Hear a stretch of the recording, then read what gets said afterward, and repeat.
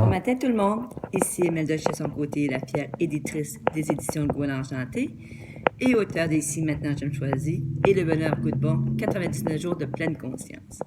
Donc ce matin, c'est ma vidéo 12 de mon défi 30 jours.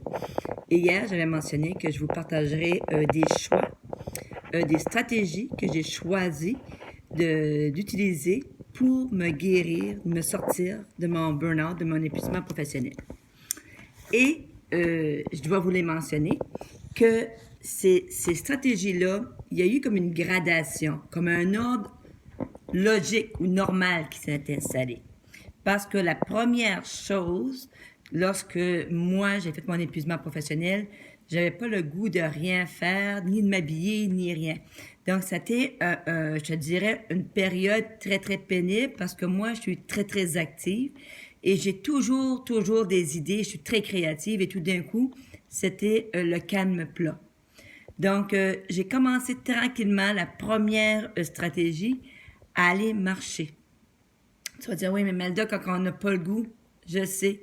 Ça m'a pris une bonne dose d'énergie pour décider un bon matin que je voulais plus rester dans cet état-là. Je voulais transformer cet état-là. Donc, j'ai commencé à prendre des petites marches. Tranquillement, des petites marches. Donc, faire de l'activité physique, c'est une stratégie qui m'a aidée. J'ai commencé à laisser aller ma créativité. Parce que, comme j'avais perdu ma créativité, j'ai commencé par colorier.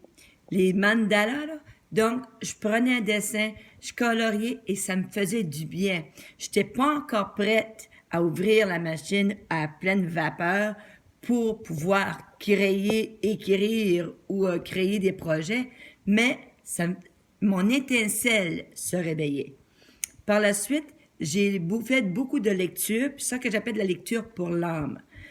Je prenais un livre, je lisais une page, 2 pages, parce qu'il fallait que je change mon énergie. Il fallait que je change l'état d'esprit dans lequel j'étais. Et lire des choses positives, lire des bonnes choses, ça m'a fait du bien. J'ai commencé à écrire mes émotions.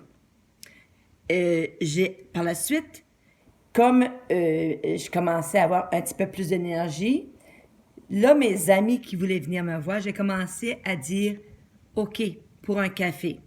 Donc, ce que j'appelle des rencontres de magiciennes. Donc, et finalement, j'avais toutes sortes de paquets de cartes de lumière, des messages, soit de Mario Duguay, des anges, de transformation. Donc, il y a des paquets de cartes que j'appelle des cartes de lumière qui existent. Donc, c'est toutes des petites stratégies au fil de ma convalescence qui m'ont permis de renaître puis de rallumer cette lumière qui était en moi pour poursuivre ma route et regarder ce que ça a donné.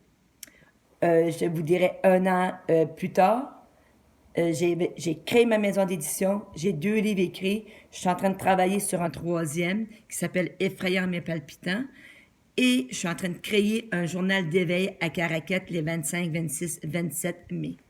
Donc, pour toi, mon ami, tout de suite, que ça va pas, dis-toi qu'il y a de l'espoir. Mais la première étape va te reconnecter avec la nature. Va te reconnecter au grand air. Ça va te faire du bien. Ça va t'amener dans une meilleure disposition et tu vas voir à chaque jour qu'il y aura une petite amélioration. Sur ce, si vous voulez partagez mes amis. Ça me fait plaisir de vous lire. Mes livres, on me demande où ils sont disponibles dans les librairies Pélagie ou directement chez l'auteur. Faites-moi un coucou sur Facebook. Je vous vois, je vous aime. À demain, en direct de Saint-Quentin ou Edmundston. On verra. Salut!